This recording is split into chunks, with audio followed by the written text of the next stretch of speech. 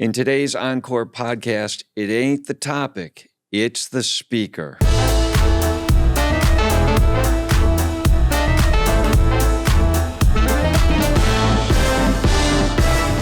Betty Zak, you have this awesome background and varied. You've been the a top-level executive in a very prestigious, Fortune 1000 company.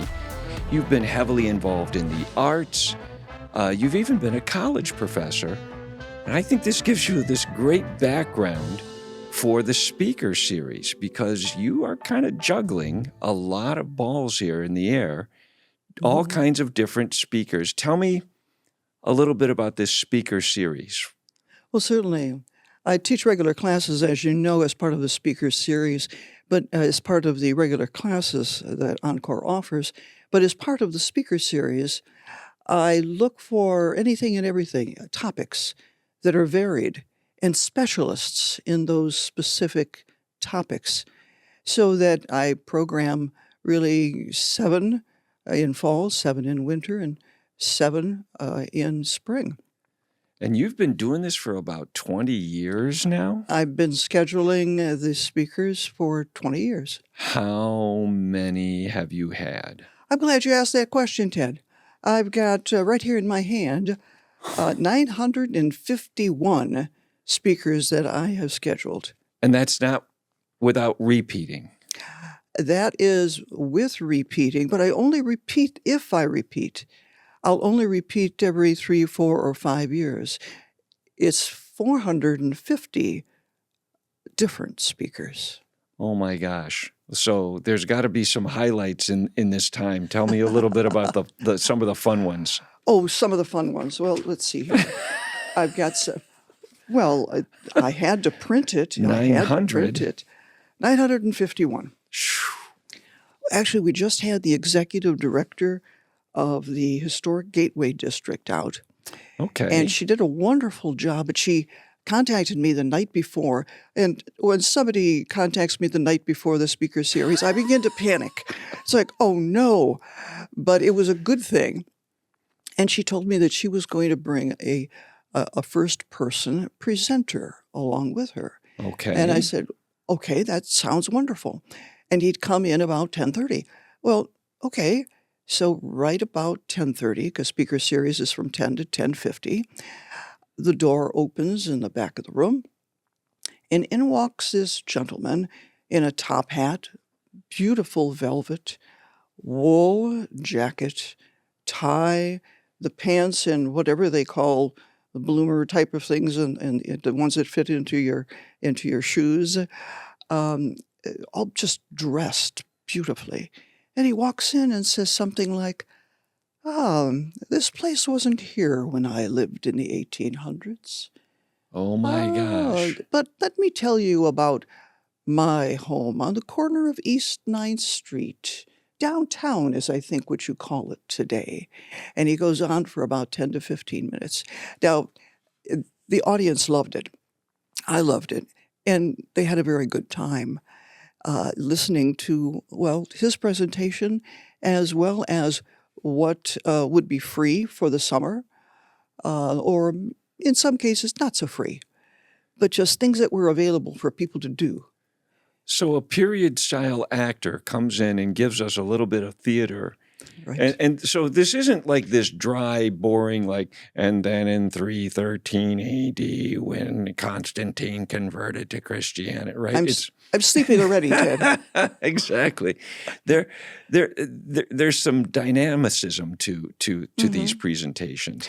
There is, and I try to get the best speakers I can, but yet sometimes what they tell you they're going to do and what you observe them to do is not maybe what happens when they get in front of a new audience. And so there are exceptions, but I definitely try my very best in order to get good speakers. Tell me about the bald eagle story. Oh, the bald eagle story. Absolutely. Well, twice now over the past 20 years, I've gotten the Natural History Museum to come in. And the first time I did it, it was with one of the directors who came in, And actually, he graduated from Tri-C, Parma campus decades ago. So he was happy to do this. So he came in and said, we had gotten hold of an injured bald eagle, small baby kind. And Eaglet. oh, that's what they called them. Thanks, Ted. And so they tried to get it to eat, and it wasn't eating. And so what happened was his assistant came in to kind of take over, and all of a sudden the little baby was a little bit looking around, almost excited. And he said he asked his assistant to go ahead and try to feed it. And they were successful at feeding it. The part I didn't tell you was the reason he was successful, they believe, is that he had had some kind of a scalp surgery about a week prior and had his head wrapped in almost like a partial white bandage type turban. Oh my gosh. They figure that the bird actually recognized the white on a head and felt more comfortable. It looks like mommy. That could be. That's what we don't know exactly what it was thinking, but that was one at the time. The second time I brought them on in, it was for the opening just recently, the opening of the redone History Museum, and so the gentleman was fantastic. I was able to get the head of customer service to do it. He's got a fantastically long title. And he came on in and he said one question he gets all the time when people call up or when they walk in the door is, "Where's the dinosaur? You didn't take away our dinosaur, did you?" And interestingly enough, he says, no, the dinosaur is still there. Okay. He said, we redid it a little bit because research over the decades says that the tail was probably just a slight bit different. So we redid the tail a bit and a few other items, but he's still there. Come and visit. So with it is now consistent with the current theories on dinosaur Correct. fossils. Correct. So these are keeping us abreast then of new developments and all kinds of things. Do you have a favorite story or the most bizarre story, like a speaker that came in and just was totally unexpected what was going to happen? We don't talk about those. Well, one of the speakers, in addition to what I've already told you, one of the speakers this past time was Light Up the Moon. Light up the moon. And people came in and they went, "Who cares lighting up the moon? I look at it up there and it looks bright to me. Why do you need to light up the moon?" But she was from Nassau, and she was talking about the dark side of the moon. And if indeed people were going to live there for a period of time or use it as a jumping off place for moving further. Launch vehicles to get out to Mars. Exactly. Yeah. We have to have the energy. And the energy means we've got to do research for fusion reactors to be put on the moon. Oh my gosh. So people suddenly went, "Oh no, fusion reactors? You're going to blow up the moon?" We got all kinds of interesting reactions. And actually, they've got that as well safeguarded as possible. But of course, that's one of the things that they think about. So we get things like that. Or there was one, everything I learned was from musicals. And depending on the musical, there's a lot to learn. Exactly. It's like a soap opera put to music. I didn't mean to insult any particular Music or musical. soap operas? Exactly. Or the one I love, because as you said, I was executive manager for an international corporation. I'm a musician. I'm a biologist. I'm an educator. So as a biologist, I'm very interested in biomimicry. Oh, yes. And yeah, biomimicry a little. Well, just briefly, my son is attending engineering school right now, and he is learning in part about the mechanical engineering and biomimicry, and it's a little bit beyond my understanding, but he had a robot on 2 wheels that Mm-hmm. wasn't using a gyroscope, but it was using biomimicry for this robot to Oh, stay steady on itself. interesting. And yeah, so Interesting. do tell, what research have you found out from all of this? Well, what was given to me in the presentation was that one very good example of biomimicry was the Japanese bullet train. And the bullet train has this funny looking shape on the nose. And as researchers looked around to try to make this train and go faster, they were constantly having a problem with wind. And The resistance. exactly, until they observed a fish, well, a bird, going after a fish, the kingfisher bird.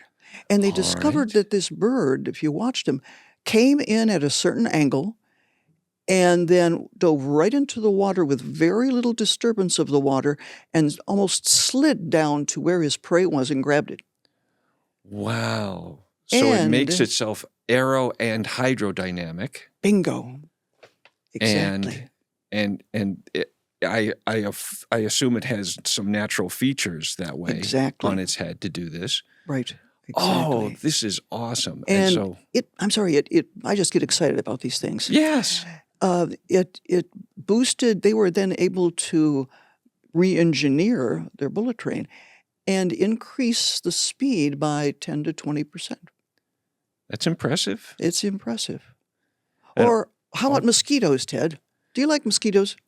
little flying vampires. No. Exactly. I don't either. However, researchers are working on it really in the U.S. now. It's already had some research in the Oriental countries, but they're looking at the proboscis. They're looking at that little, we'd call it a little needle, Yes. okay? And interestingly enough, it's a strangely shaped needle. It has little bumps on it and almost like little serrated edges. And that's what goes into you. And what they're looking at now is the needle. In other words, when you get a penicillin shot or something like that. I don't know about you, but I don't like shots. That's It's just kind of uncomfortable. not my thing. Yeah. Well, they're looking at ways to make shots more comfortable by mimicking the mosquito's proboscis. Well, the whole thing is the mosquito has to do this by stealth, and you can't feel it. And so right, if Exactly. they can make getting a flu shot or something like that a little less painful because you don't feel it, Mhm. by all means, and maybe it'll also cut my bread better. Oh, very good. Serrated. Very good. So those are just a couple of the things.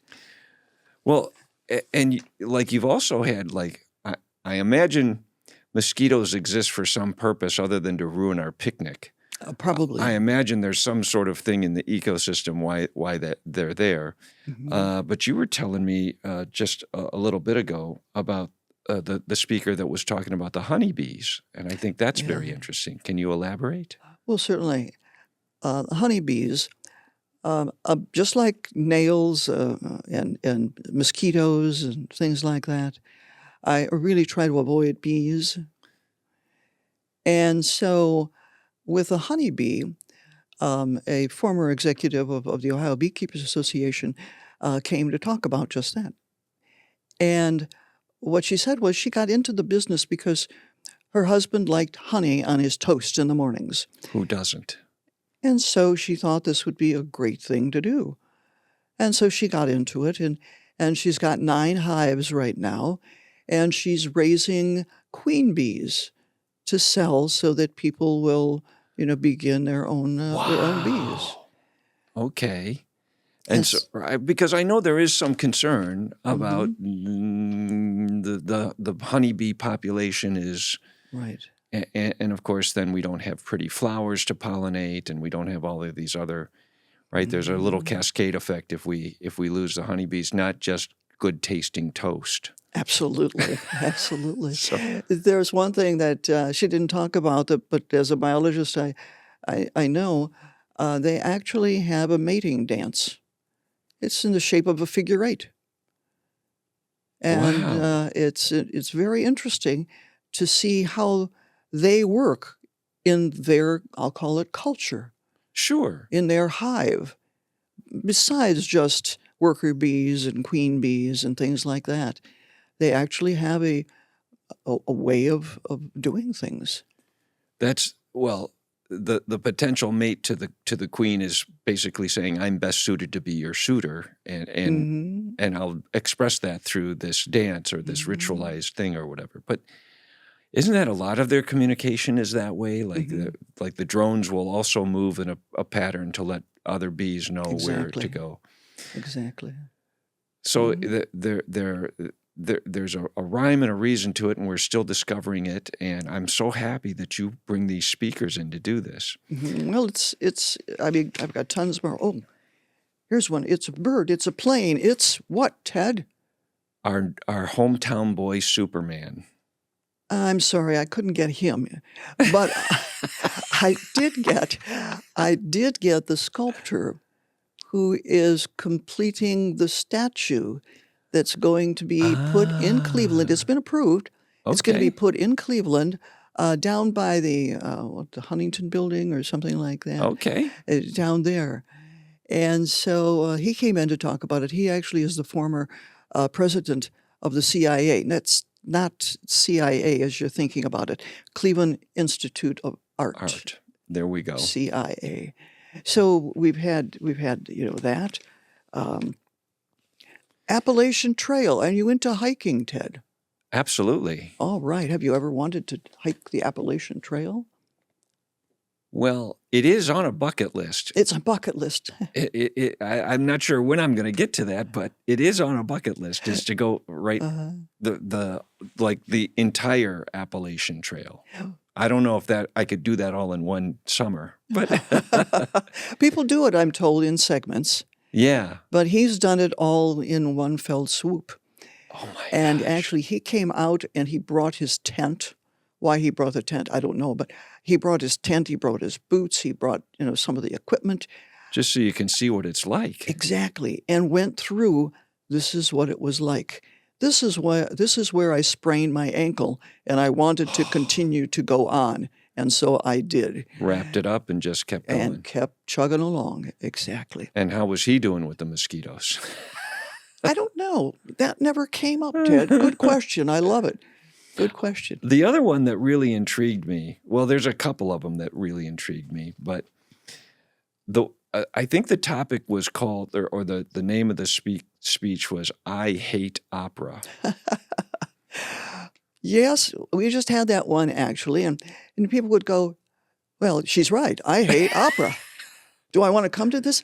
See, what I tell the speakers when I try to get them in is that these are adults, 55 and over, but they are smart.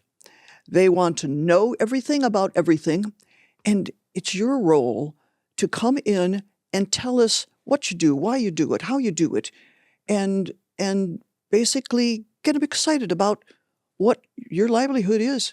And overcome my so what. Exactly. Yes. I said, so we've got a performing artist here, actually from the college. She's done opera before, and she was teaching the I Hate Opera. And she went through, well, most people hate it because it's in a foreign language. Well, sorry, that means you might have to do some homework beforehand.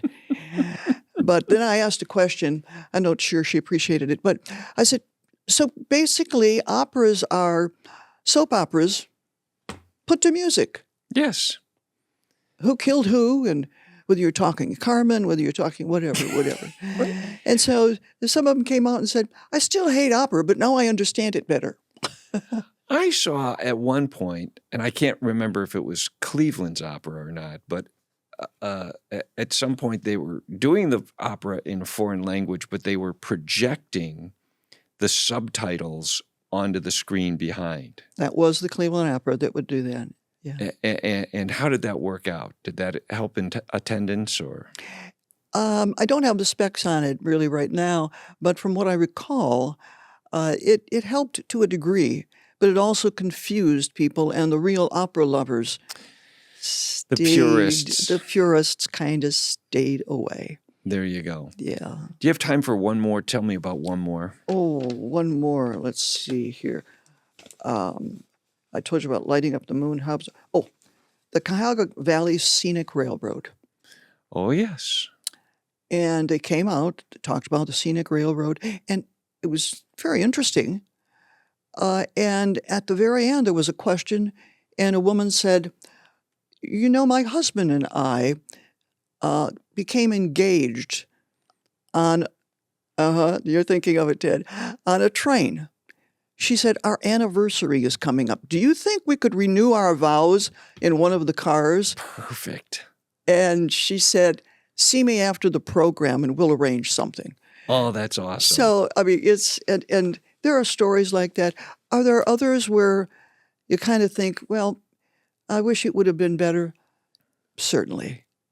But you try your best, and we get 951 Out of speakers. 951, if this were baseball, I'd say you're batting about 750 or better. Oh, baseball.